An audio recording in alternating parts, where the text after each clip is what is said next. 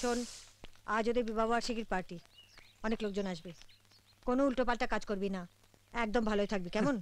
আমার চেয়ে ভালো ছেলে তুমি আরেকটাও পাবে। তুই আগে বস। এক মিনিট আন্টি, এইটা ঠিক হচ্ছে না। কেন, কি হয়েছে? বিবাহ বার্ষিকী বলে মাকে আপনি একদম ভুলে যাবেন? মায়ের জন্যই তো আপনার বিয়ে। আমি আবার কি করলাম? মা ভেবেছিল যে গোটা রাস্তা আপনার সঙ্গে গল্প করতে করতে যাবে, কিন্তু আপনি এই গাড়িতে আর মা অন্য গাড়িতে। সরি, আমার খুব ভুল হয়ে গেছে। ঠিক আছে, আমি ওই গাড়িতেই যাচ্ছি।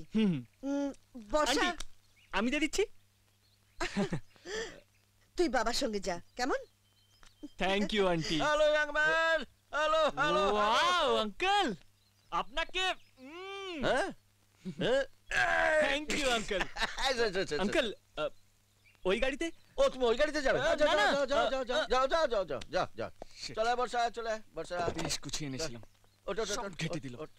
চল কন্নল ডাক, না হলে কেসটা হাত থেকে চলে যাবে। ও young man, come here uncle. Young man, yes sir. আমার বিবাহ বার্ষিকীর আজকে সিলভার জুবিলি। আমি চাই আজ তুমি আমাকে ড্রাইভ করে নিয়ে যাবে। Thank you uncle. ওকে বাবা, আমি তোমাকে নিয়ে যাচ্ছি। এই দেখো, বর্ষাও চাই যে তুমি আজ ড্রাইভ করবে। যাও যাও যাও যাও। Thank you uncle. না, উঠে পড় উঠে পড় উঠে পড়।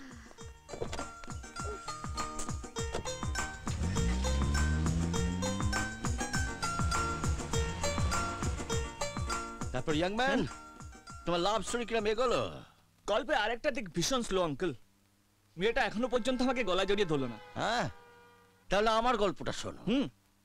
ইন দ্য ইয়ার 1982 সবে আর্মিতে জয়েন করেছে, কিন্তু কাজে মন নেই।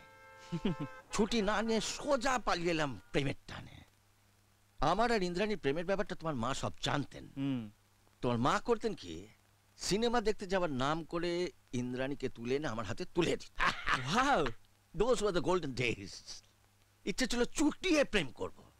ইন্দ্রাণীকে নিয়ে সোজা চলে গেলাম ভিক্টোরিয়ায়, ঘরের মাঠ।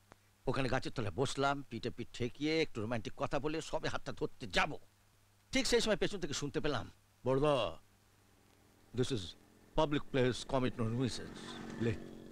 আর প্রেম করা হলো না, চলে গেলাম সোজা সিনেমা হলে। সিনেমা হলে আলোটা নিভেছে, একটু গালটা ঘেঁষে ঘেঁষে বসলাম। গালটা গালের কাছে আনলাম, গালটা ঘষছি, ঠিক সেই সময় পেছন থেকে একটা লোক মাথায় টোক্কা মারল।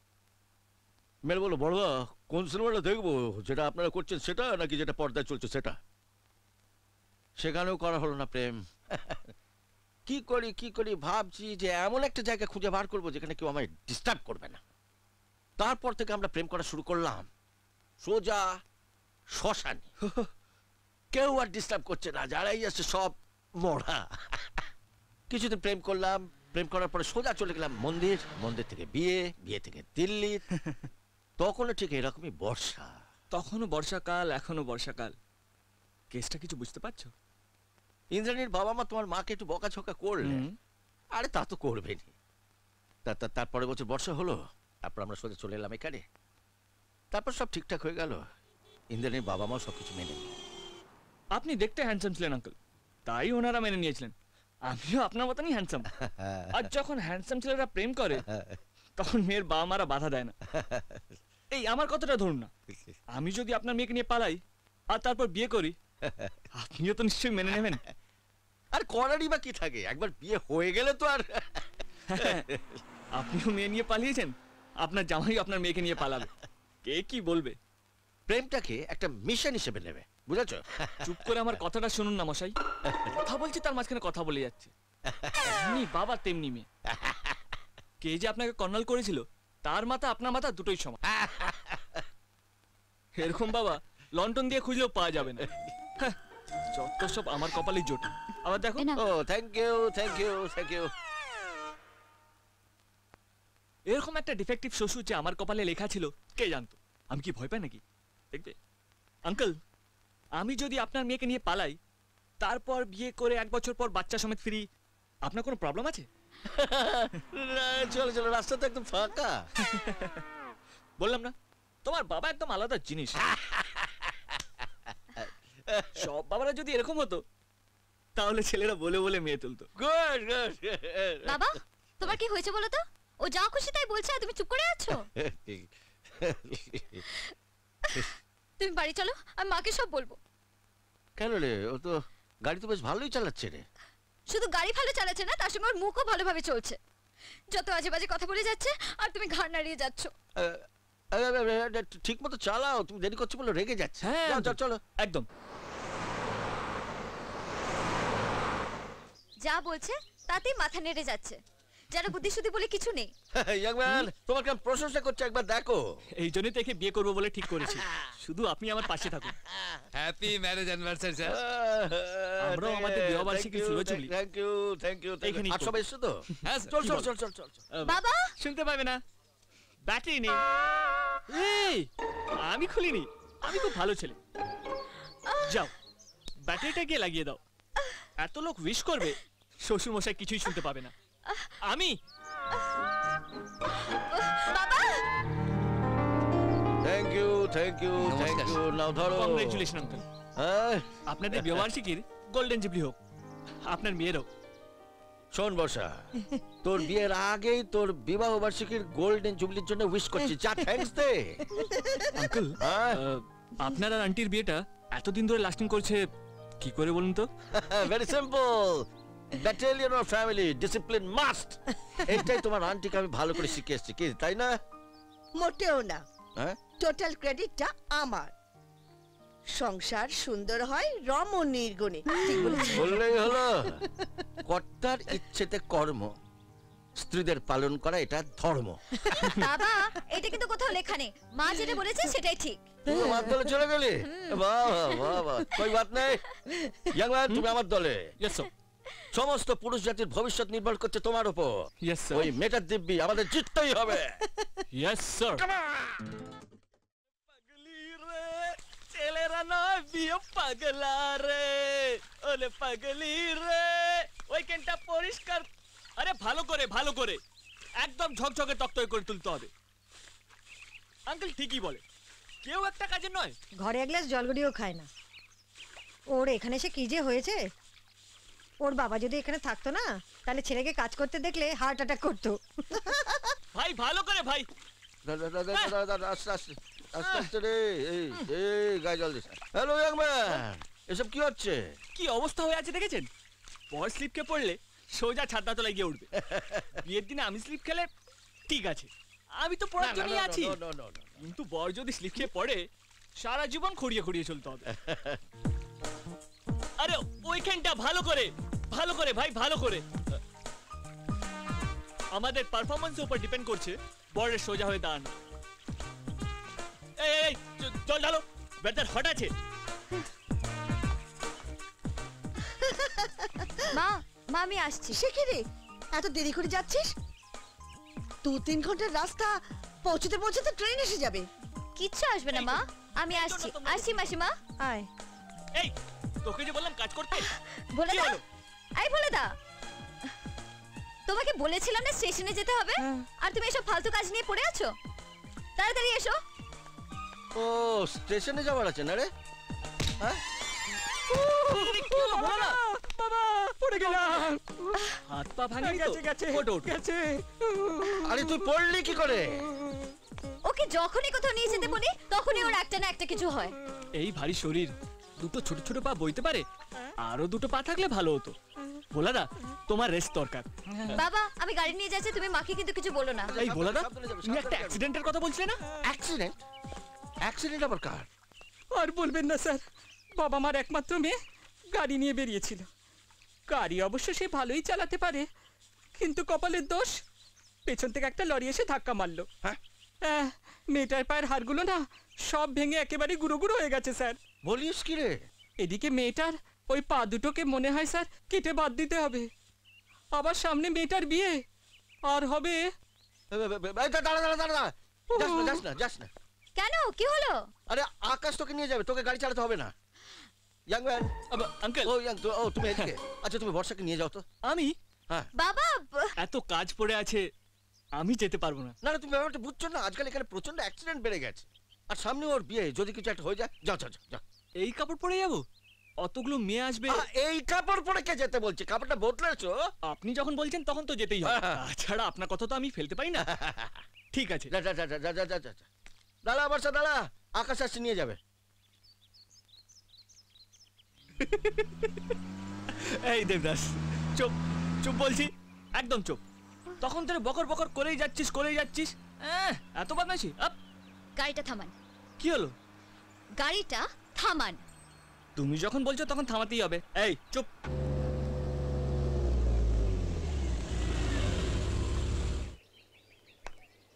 গাড়ি থেকে নামুন। তুমি যখন বলছো তখন তো নামতেই হবে। বাবার জন্য আমি আপনাকে সঙ্গে করে এনেছি। যদি মুখ বন্ধ করে গাড়ি চালাতে পারেন তো চালান, নাহলে আমি হেঁটেই চলে যাব। আমার কি দোষ?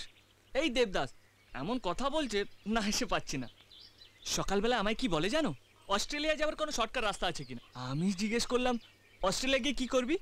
বলে ওর প্রেমিকা হাতি তার অস্ট্রেলিয়ান ভালুককে বিয়ে করার পর অস্ট্রেলিয়ায় থাকে।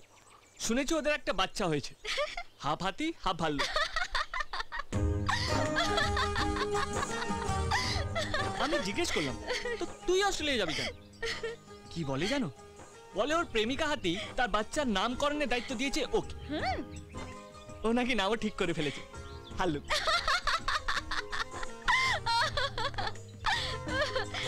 ও এসেছে মানে ছবিটা বদলাচ্ছে।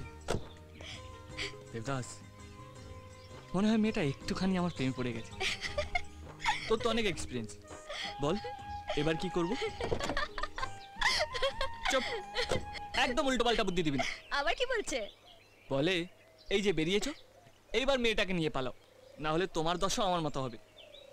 আমি বললাম দেখ আমি ওরকম ছেলে নই, ওতেও মনে আঘাত পাবে। ঠিক বলিনি? গাড়িটা চলবে? ও ইয়েস।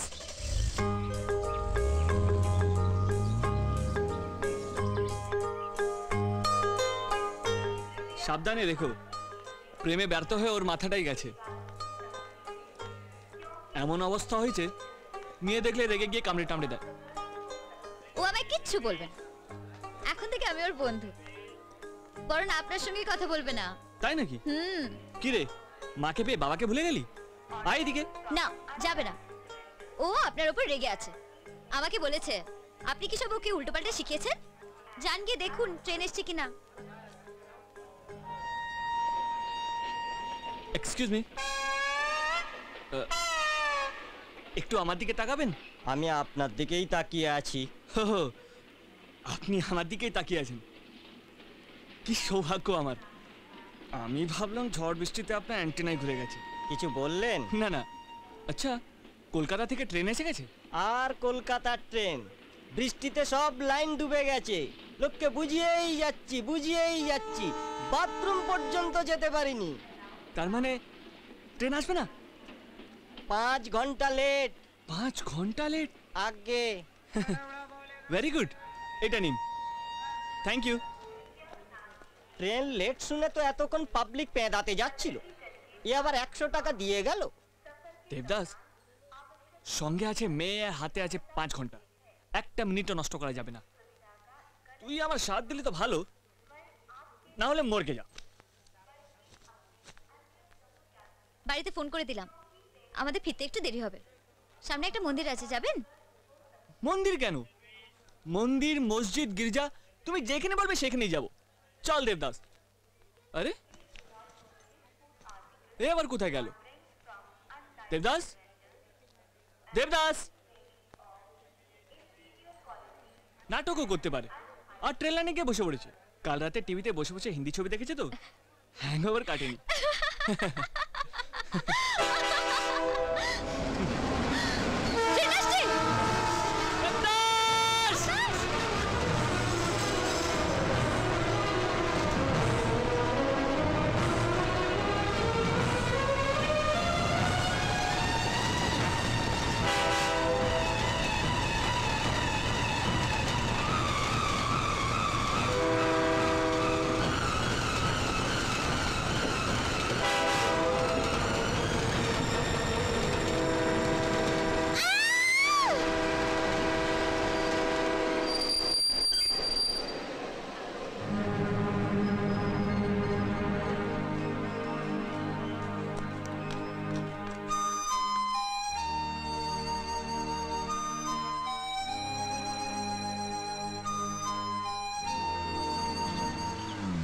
কান ধরে ছুঁড়ে বাইরে ফেলে দেবো।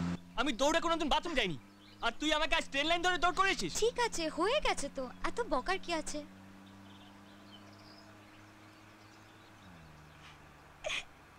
একেবারে কিছু না বললে আবার আপনার জীবের অসম্মান হবে। বলুন। কথা বললে চুপ করতে বলো, চুপ করে থাকলে কথা বলতে বলো, বাঁচতে চাইলে মরতে বলো, মরতে চাইলে বাঁচতে বলো। হায় ভগবান, তোমার আর আমার হাল একই। তুমি এদের সৃষ্টি করে বুঝতে পারলে না, আর আমি পাশে বসেও বুঝতে পারলাম না।